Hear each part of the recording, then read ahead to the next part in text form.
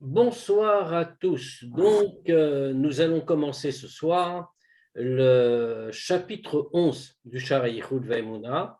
On arrive presque à la fin puisque le Shara Yichud Ve'emunah compte 12 chapitres. Et ici, le Admour Azaken va aborder une nouvelle étape, un nouveau sujet.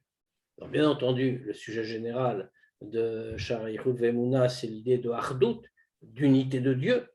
Le Admon Azaken a beaucoup souligné le fait, sous tous ses angles, à quel point il faut comprendre l'idée d'unité de Dieu comme une unité parfaite et absolue, ce qu'il appelle Ardout Pshuta.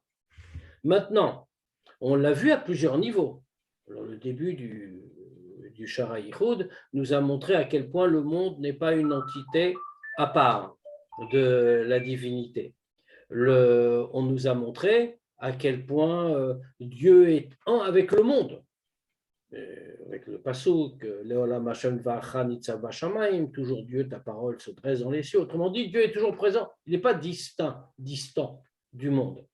Et ensuite, le Admor Azaken était un peu plus loin encore.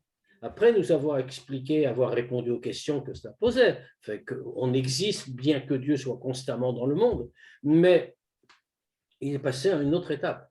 Il nous a montré que cette unité de Dieu doit se comprendre aussi avec les midot. Autrement dit, quand on dit que Dieu a créé les mondes, les mondes matériels et spirituels, il les a créés par Chesed, Gvura, etc., ou par Chochma, si on voit plus haut.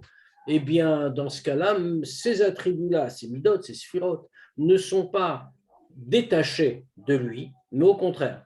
Pour résumer tout ce qu'on avait dit dans les quelques chapitres précédents, c'est que finalement, dans les sphirotes, les midot ou les sphirotes, c'est pareil ici, dans les sphirotes, il y a deux aspects. Il y a un aspect de la sphira telle qu'en elle-même, c'est-à-dire de la sphira telle qu'elle est profondément, c'est-à-dire unie avec Dieu, elle n'est pas distincte. Il y a un deuxième aspect de la sphira, tourné vers l'extérieur, qui est celui par lequel Dieu va créer le monde ou les mondes inférieurs et supérieurs. Alors, il a abondamment, bien sûr, développé tout ça.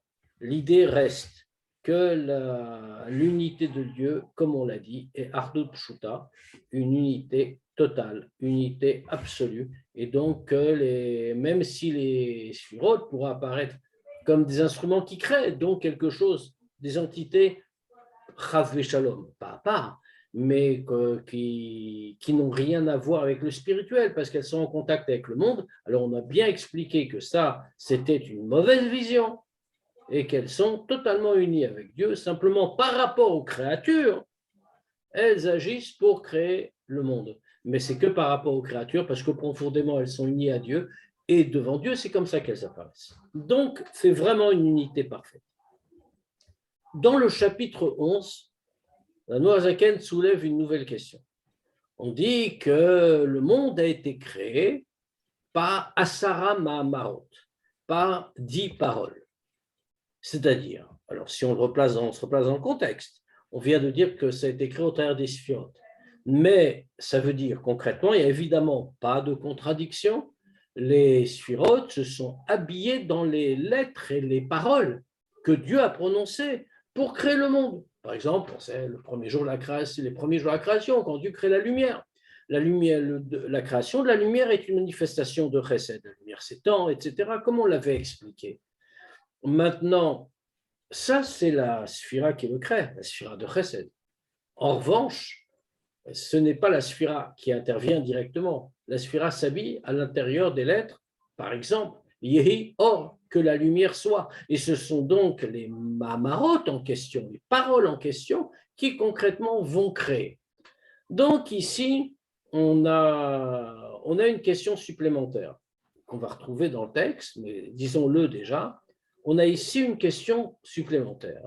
C'est que si on pouvait dire, a priori, que les sphirotes ont donc une partie tournée vers le monde, une partie vers nous, que la séparation n'existe pas pour Dieu, et donc elles sont complètement annulées devant Dieu, et ça ne met pas en cause le principe d'unité. Pour les mahamarot, pour les paroles, est-ce qu'on peut vraiment dire la même chose? C'est l'objection qui va être soulevée. Pourquoi? Qu'est-ce que c'est que des mahamarot? Des mamarot, des paroles, ben, c'est quelque chose qui s'adresse à l'extérieur. Quand je parle, c'est pour parler à quelqu'un. Ça sort de moi. Alors c'est vrai pour un homme, bien sûr. Pour Dieu, c'est pas pareil. Mais ça signifie quand même que là, on ne peut pas dire qu'il y a un côté intérieur qui reste attaché.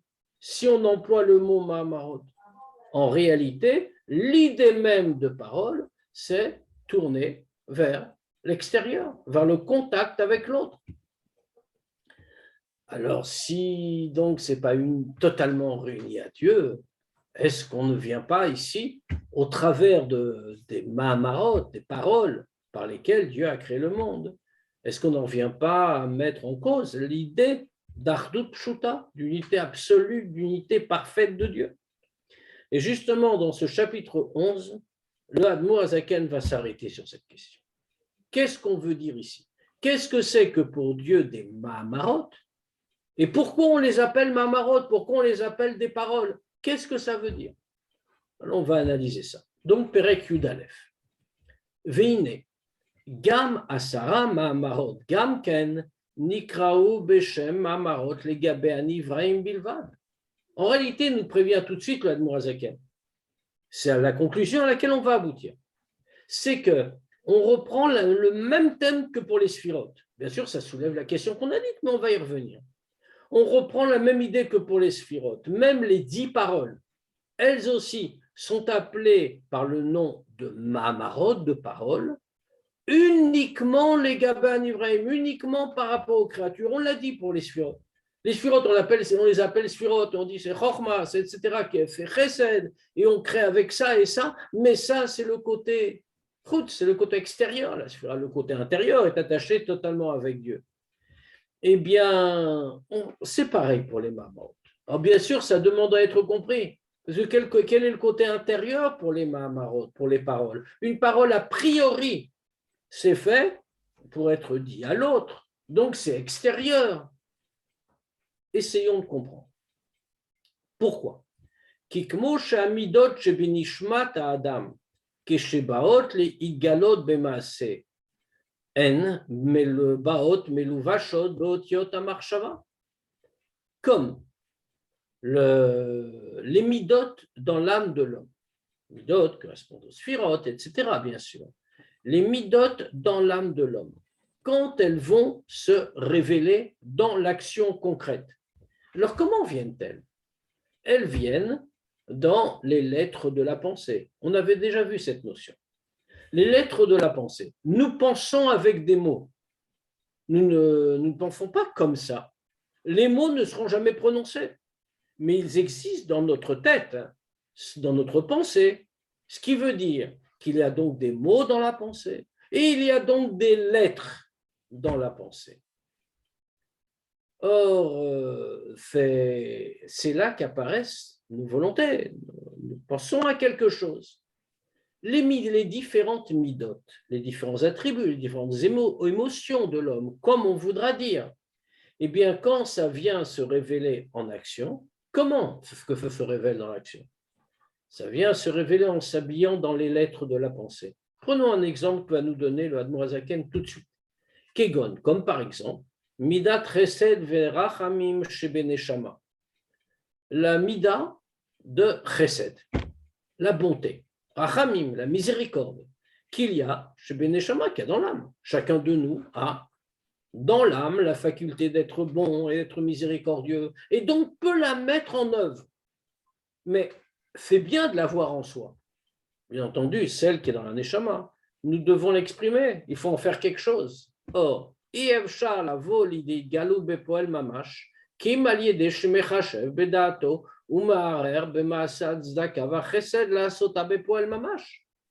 mais malgré tout, il est impossible que ces attributs-là, que nous avons tous, chesed, rachamim, la bonté, la miséricorde, il est impossible qu'ils se révèlent, qu'on arrive à les révéler, bepoel concrètement, puisque c'est ça le but. Ça ne sert à rien, en particulier pour chesed.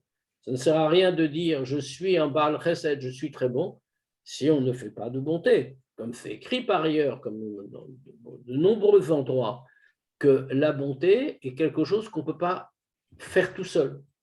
Ça veut dire qu'il faut quelqu'un, il faut un bénéficiaire. Si je suis chez moi dans ma maison et que je ne cesse pas de répéter avec beaucoup de conviction et de sincérité, je suis bon et je suis bon et je suis bon, bah, ça ne sert à rien.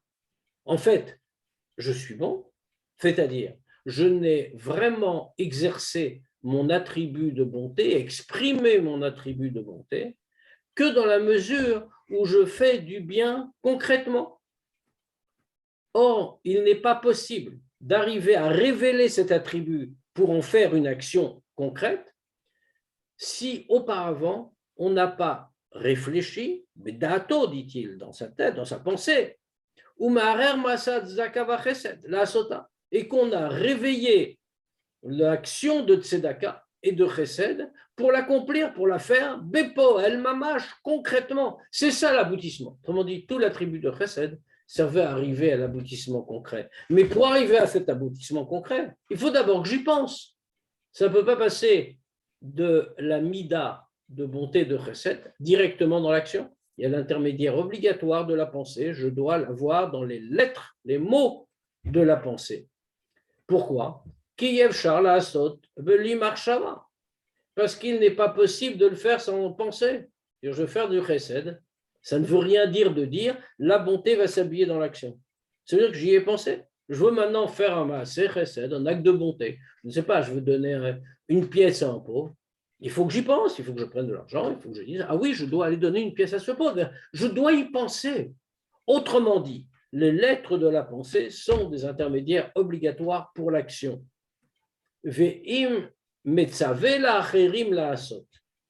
Maintenant, si il ordonne à d'autres de faire, comme par exemple, Hamelech, le roi, Azaï, mitlaveshet, midat chesed, dans ce cas-là, la tribu de chesed va s'habiller, vegamotiot marshava, et même les lettres de la pensée, le beotiot adibo, dans les lettres de la parole.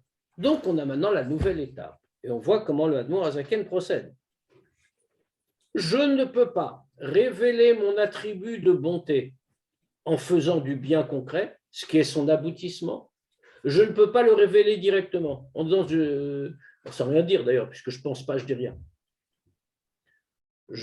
Parce que l'attribut de bonté tel qu'en lui-même dans l'homme, c'est quelque chose de spirituel. Il est dans l'âme, il est dans la neshama. Et donc, il n'est pas fait pour un contact avec le monde. Il faut quelque chose qu'il fasse descendre. C'est quelque chose qui va lui donner un premier enracinement dans le monde pour faire du bien concret.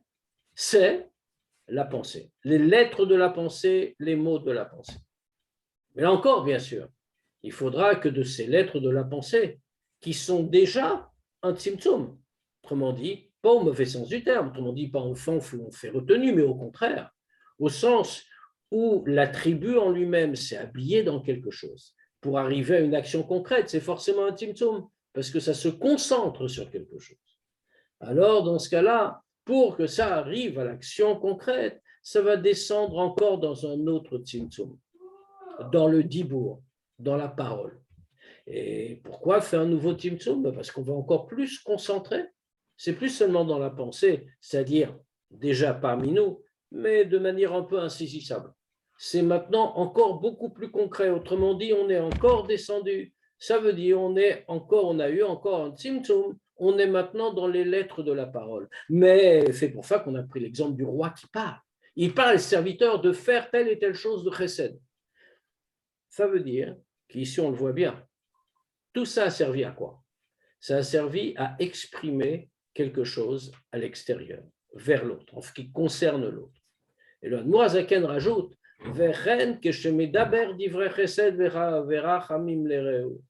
et pareil, quand il dit des mots de bonté, de miséricorde à son prochain. Alors on va remarquer que cette phrase que je viens de traduire se trouve entre crochets. Alors bien entendu, ce n'est pas du tout un hasard. On sait très bien, quand le Admor Azaken a placé comme ça des idées entre crochets au milieu de son texte, c'est parce que ça ne concerne pas directement, ce n'est pas directement applicable à ce qu'on est, au développement qu'on est en train de faire. C'est applicable sans l'aide. On voit très bien ici. Qu'est-ce qu'on veut dire ici? On veut dire que la parole, les lettres de la pensée, puis les lettres de la parole, pour bien comprendre ce que signifie la parole de Dieu qui crée l'univers. On a vu chez l'homme. Les lettres de la pensée, puis de la parole, sont ce qui sort de l'homme. Comme la parole de Dieu, si on peut dire, qui va sortir, a priori, qu'on pourrait comprendre comme ça, pour créer l'univers. Et ici, c'est pareil, donc on a vu l'exemple par rapport à l'autre, quand on veut faire un maasé chesed, une action de chesed, ou quand le roi ordonne qu'on en fasse une. Mais c'est pareil, dit-on, quand on dit des mots de chesed à son ami. Là, ça ne débouche pas sur de l'action concrète. Donc, ce n'est pas tout à fait comparable aux deux autres, qui correspondent à si on peut dire, qui illustrent l'action de Dieu dans la création du monde. Mais ici, ce n'est que des paroles à un ami.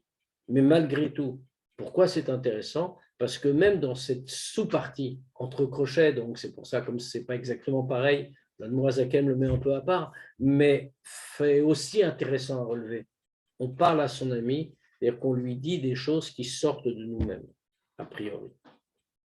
Alors pareil, on va dire, Kach al derech mashal, de la même façon, par exemple, midotav chez la Kadosh Baruch Hu, les midot de Dieu. Shebaot les prinat idgalut peulatam batartonim. Quand elles arrivent à se révéler, à révéler leur action en bas, puisqu'il s'agit bien de ça, les midot de Dieu, comme on l'a dit, qui vont créer, par lesquels Dieu va créer le monde. Nikra giloise ve'amshachat peulazu beshem ma'amar ve'tziruf otiot. Alors, ce dévoilement-là, cette action qu'on va faire, qui va descendre en bas, est appelée par le nom de Ma'amar et Tziruf Otiot. C'est appelé par le nom de parole et d'assemblage de lettres. Alors, qu'est-ce que ça veut dire? C'est-à-dire que quand on parle de parole, il n'y a pas de parole à proprement parler. Pas au sens où nous, humains, nous l'entendons. Et cette première partie du chapitre 11 est venue pour ça. Pour d'abord nous faire comprendre que quand on parle de la parole de Dieu qui crée le monde, alors on ne veut pas dire par là que Dieu a parlé comme nous parlons, c'est-à-dire en faisant sortir des sons avec la bouche et la langue et les dents, enfin, etc.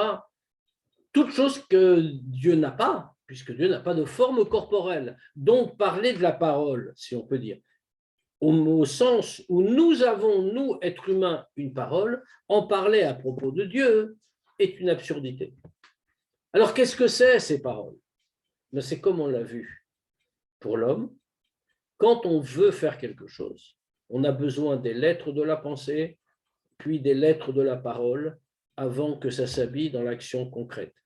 De la même manière, si on peut dire, quand Dieu va révéler son action en bas, alors cette action-là, ce dévoilement-là, pardon, le fait que cette action va vraiment se révéler, ça s'appelle un ma'amar. C'est une révélation qui est assimilée à une parole, un assemblage de lettres. Alors pourquoi est-ce que c'est ce que nous dit la Torah? Pourquoi on est obligé d'en passer par là?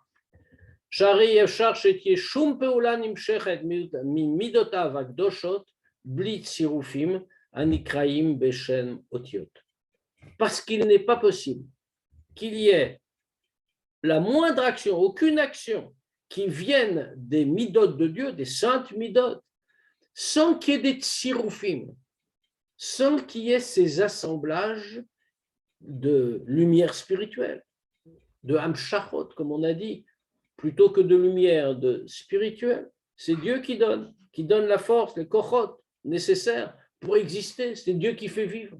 Et ça c'est appelé par le nom de l'être. Alors pourquoi le nom de l'être? Pourquoi ces notions-là? Parce que ça encadre la création, Kegon, comme par exemple, les briyat à or mais midat à chesed. Par exemple, on l'a dit tout à l'heure, la lumière a été créée à partir de l'attribut de chesed. On l'a dit, pourquoi l'attribut de chesed? Parce que la lumière est un don, bien sûr, mais aussi parce que la lumière s'étend. On voit que c'est un acte de chesed, ça n'est pas retenu, la lumière va aller jusqu'au bout, etc., etc. C'est lié à l'attribut de chesed. Nimshach mena, Amshachat peula vekoach lifol vilivroa bo et haor. C'est-à-dire que la tribu de Chesed va permettre de le créer. C'est-à-dire que de lui va se produire une amshacha, on va faire descendre l'action et la force de création qu'il y a de la lumière, qu'il y a dedans, qu'il y a dans la tribu de Chesed. Vamshachat koarze vechayudzu nikret beshem ma'amar votiot yehi or. Alors faites amshacha. Ce qu'on fait descendre là, cette force d'agir, de créer, qu'on fait descendre de la tribu de Chesed, on va l'appeler justement par le nom de Mahamar, de paroles, de lettres. Quelles lettres? Celles qui sont contenues dans la Torah, qui font partie des 10 paroles par lesquelles Dieu a créé le monde. Yehi or, que la lumière soit. Pourquoi? Parce que bien sûr que ce n'est pas comme les lettres, comme nos lettres de la pensée, comme on a dit, parce que Dieu n'est pas comparable à l'homme. Mikol makom, mais quand même. Hem inyan amore alita avuta or, mais ain leyesh. Malgré tout, ce qu'on fait descendre, ce qui est descendu de la tribu de Chesed et qui permet de créer la lumière, c'est-à-dire dans les lettres, yehi or, on va revenir sur cette notion de lettres encore. Pourquoi yehi or? Parce que c'est ce qui permet en réalité, les mots qu'on emploie nous permettent de désigner ce qui va faire apparaître la lumière à partir du néant. Le Shelachen Nivraor Meamshachat Koarze, et c'est pour ça, parce que cette lumière-là va apparaître précisément, c'est-à-dire, comme on l'entend très bien, même dans le Pshat, Yehi-or, ça veut dire que la lumière soit. Autrement dit, Dieu crée la lumière. Ça signifie aussi que la parole de Dieu étant infinie, Dieu peut tout créer. Il n'est pas limité comme nous le sommes. Ce qui veut dire que les mots Yehi-or, qui viennent de la tribu de Chesed, peuvent tout créer. D'ailleurs, comme on va le dire, ce n'est pas seulement par la parole que Dieu peut créer, mais nous trouvons des Chachamim qui nous disent, qui nous disent que Dieu peut créer l'univers par une pensée, et qu'en réalité, la nécessité de créer par la parole ne s'impose pas à lui. C'est pour d'autres raisons. Ici, si de la tribu de Chesed apparaît la lumière, précisément et pas autre chose quand Dieu dit Yehi or, que la lumière soit, c'est parce qu'il y a eu un grand tzimtzum. Quel grand tzimtzum? La tribu de Chesed est un attribut infini. On l'a déjà dit. Cet attribut infini doit être contracté, affiné, à tel point qu'il ne va servir qu'à créer une chose donnée, c'est-à-dire précisément la lumière. Or, la tribu de Chesed, il y a plein d'autres choses qui ont été créées. Si c'est la tribu de Chesed qui crée, pourquoi est-ce qu'on voit apparaître à ce moment-là que la lumière? Précisément parce qu'il y a eu le tzimtzum au travers des lettres. Velo nivro mimenu dvarim acherim, shenivro gamken mimidat Chesed, kmo mayim vekayotse bahem. Et on voit que ce n'est pas d'autre chose qui sont créées. Comme par exemple, il y a autre chose qui est créée par Chesed. L'autre chose, l'exemple que nous donne ici le Admor Hazaken, c'est celui de l'eau. L'eau également qui descend toujours du plus haut vers le plus bas, sans s'arrêter, dans une expansion constante, comme le Chesed, eh bien, est créée par la tribu de Chesed. Il y en a d'autres. Or, ces autres choses ne sont pas créées par les mêmes, la même parole. Il y a une parole qui dit Yehi or. Il y a une parole qui parle de Maïm, qui parle d'eau. Pourquoi? Parce qu'en réalité, la tribu de Chesed, avec sa force infinie, va être contractée. Il y a un tzimtzum qui va s'habiller dans ces lettres, Yehi or, ou dans les lettres du mot Maïm pour l'eau, ou de toute autre chose. Et c'est au travers de ce tzimtzum que Dieu va créer tel et tel élément.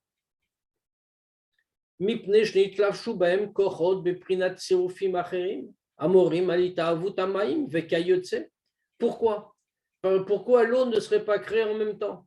Eh bien, parce que à ce moment-là, c'est d'autres forces, d'autres potentiels, avec d'autres tsiroufim, d'autres assemblages spirituels et de l'être différents, qui désignent la création de l'eau, etc., pour tous les autres cas.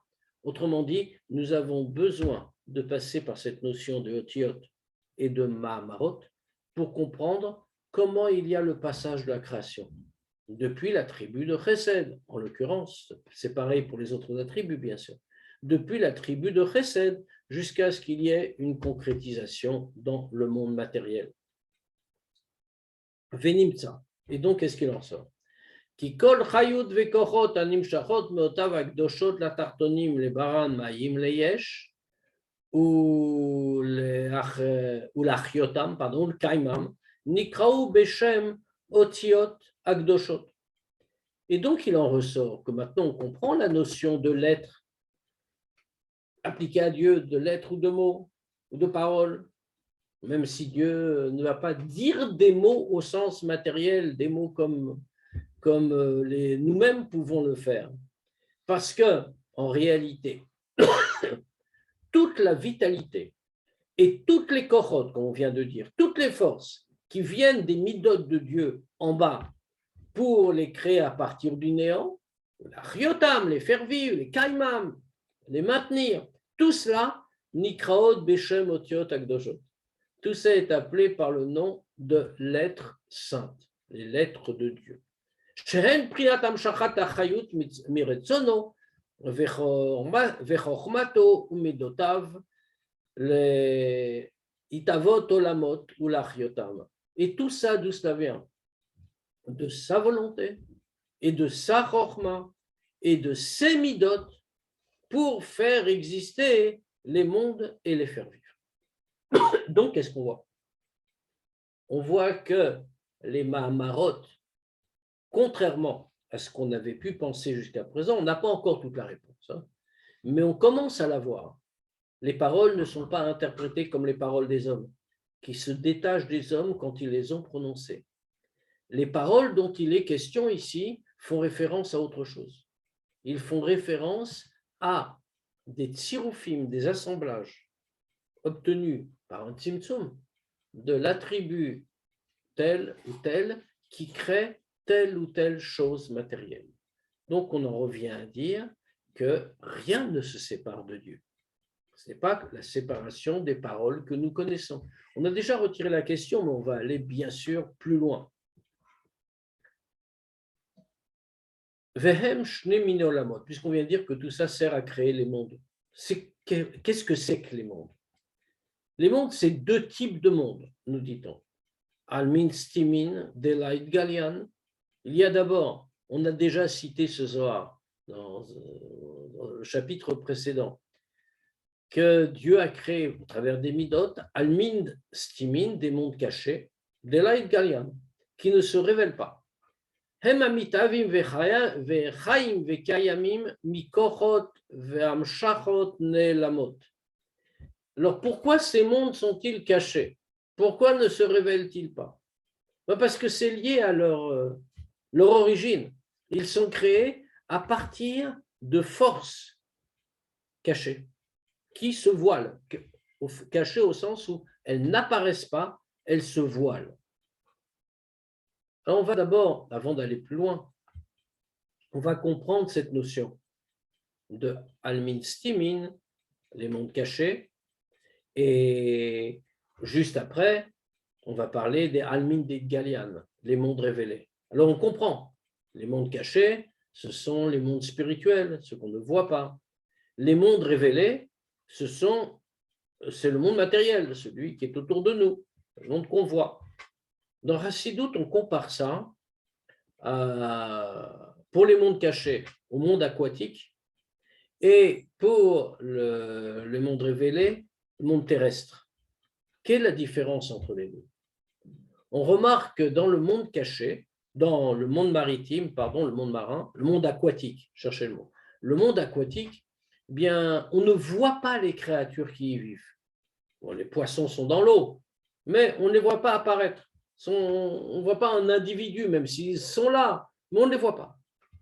On appelle ça, c'est la représentation matérielle, même si ça n'a pas de rapport direct, mais c'est la représentation matérielle de Almin Stimin, des mondes cachés.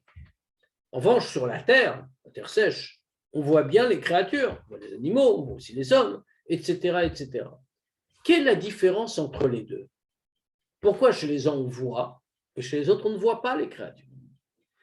Bien, ça dépend de comment ils ont été créés. Nous remarquons que les créatures aquatiques ont été créées à partir de l'eau. Dans le récit de la création, qu'est-ce que Dieu dit justement dans ces fameuses paroles? Yishretsu amayim, que les eaux produisent. Et les poissons sont nés de là. En revanche, quand on regarde les créatures terrestres, mais qu'est-ce qu'on voit? Soit les végétaux, par exemple. Bien, dans les végétaux, on nous dit Tachares déchet, par exemple, que la terre fasse pousser de l'herbe. Autrement dit, l'herbe sort de la terre. On voit que tous les animaux, l'homme, tout cela a été créé à partir de la terre. Tout vient de la terre. Autrement dit, l'origine de toute créature terrestre est la terre. L'origine de toute créature aquatique, c'est l'eau. D'ailleurs, comme ça, on comprend la Gemara qui nous dit que tout ce qui existe sur terre existe aussi dans les eaux. Parce que les deux ont été créés à partir d'un milieu. Et donc, ce n'est pas que l'un manque de quelque chose, que l'autre en plus, etc. Chacun a été créé là où il était. Ah, mais il y a une grande différence. C'est que les créatures aquatiques vivent toujours dans leur milieu. Elles tirent leur vie de leur milieu à partir duquel elles ont été créées. Alors que les créatures terrestres ne vivent pas à l'intérieur de leur milieu d'où elles ont été tirées. Elles vivent sur Terre, dans la Terre, on les voit comme on a dit. Autrement dit, les unes représentent à quelque chose qui n'est pas détaché visiblement, les créatures aquatiques. À quoi est-ce que ça fait penser? Ça fait penser automatiquement à Otiot, à Marshava, aux lettres de la pensée. Les lettres de la pensée existent, elles sont dans la pensée, mais elles ne sont pas exprimées à l'extérieur, elles ne sont pas détachées visiblement. Le monde terrestre, à quoi ressemble-t-il? À Otiot, à Dibour. C'est toujours les mêmes lettres. Maintenant, elles sont passées à l'étape en dessous, c'est-à-dire à la parole. Et à la parole, là, elles sont détachées de celui qui les exprime. On va le voir tout de suite. En réalité, comme on l'a dit, Almin Stimin d'Eloïd Galian. Donc ici, les mondes cachés qui ne se révèlent pas,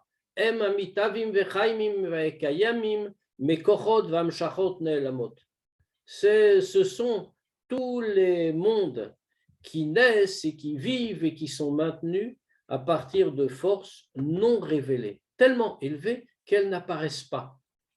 Comment Otiot Amarshava?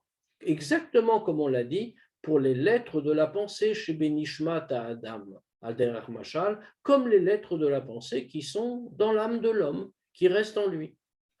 Ve'almin deid Galian, maintenant au contraire, les mondes révélés.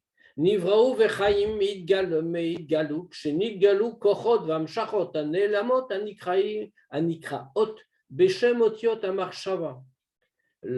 Alors qu'en réalité, les mondes révélés, eux, bien par quoi ils sont créés?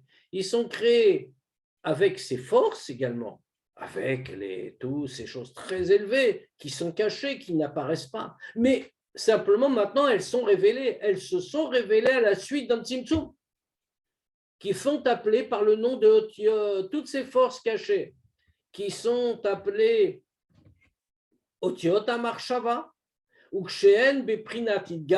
et quand ils arrivent à se dévoiler la Chiot Almin d'Idgalian pour créer les mondes révélés, Nikrot Beshem Ma'amarot Vedvar Avaye Veruach Piv, Kmo Otiot Adibur Badam Alderech Mashal. Et seulement quand ces forces-là descendent d'un degré, c'est l'être de la pensée qui était resté en nous, qui était à l'intérieur, donc unis totalement. Qu'est-ce qui se passe pour le monde révélé? Eh bien, elles descendent d'un cran et elles arrivent dans les lettres de la parole. Pas en Tzimtzum, comme on a dit. Et c'est pour ça qu'à ce moment-là, elles sont appelées par le nom de parole, par Mahamarot, par le nom de Dvar Havaye, la parole de Dieu, par Ruach Piv, le souffle de sa bouche, autrement des choses qu'on exalte, qui vont à l'extérieur, qui ont rapport avec l'extérieur. Comme ce sont les lettres de la parole chez un homme, Alderer Machal par exemple. Qu'est-ce que c'est que la parole? Shen megalot la shomim, mashayat safum vesatum belibo. Parce que la parole de l'homme a cela pour but, c'est de révéler à celui qui écoute, de révéler pour lui tout ce qui était caché dans son cœur. C'est-à-dire finalement que ce qu'on est en train de dire ici, c'est que finalement, on est passé à un degré beaucoup plus bas. Otiot Amarshava, les lettres, le niveau des lettres de la pensée chez Dieu. C'est ce qui reste en lui qui n'apparaît pas. Donc ça évoque bien ce rapport avec ces forces profondes qui ne sont pas révélées, qui vont donc créer des mondes supérieurs, qui n'apparaissent pas visibles. Alors que les Otiot Adibour, c'est le contraire. Otiot Adibour, ça va être inversement quelque chose de révéler à l'autre, c'est même leur fonction, c'est la fonction de la parole. C'est donc quelque chose qui est, si l'on peut dire, comme détaché. Comment faut-il comprendre cela? Puisque on a dit que Dieu est Ardut Pshuta. Dieu, c'est une unité parfaite, pure et parfaite. Si c'est une unité pure et parfaite, rien ne peut se détacher de lui. Ce n'est pas qu'on peut dire qu'il est là-bas, mais nous, on est en bas et la parole est descendue dans le monde matériel. On avait répondu pour le niveau des sphirotes, mais pour les mahamarot, pour les paroles, au plus bas des degrés, ça veut dire celles qui ont eu ces tzimtzumim, qui sont descendus jusque dans notre degré. Comment va-t-on comprendre tout cela? On va s'arrêter là pour ce soir. On reste sur cette question, puisqu'ensuite, le Admour Hazaken va faire un développement jusqu'à la fin du chapitre pour nous expliquer justement pourquoi la parole de Dieu est complètement différente. Ça n'a rien à voir. La parole de Dieu n'a aucun rapport avec la parole de l'homme. Elle est à un niveau bien plus élevé. Et que même si cette parole répond à la même définition, c'est-à-dire sortir de lui, malgré tout, cette parole de Dieu qui sort de lui ne va pas être détachée parce qu'elle est tout à fait à un autre niveau. Et ça, le Admour Hazaken va le décrire dans le passage qui vient et qu'on verra Bezrat Hashem la semaine prochaine. Merci à tous. Merci Chaim, merci.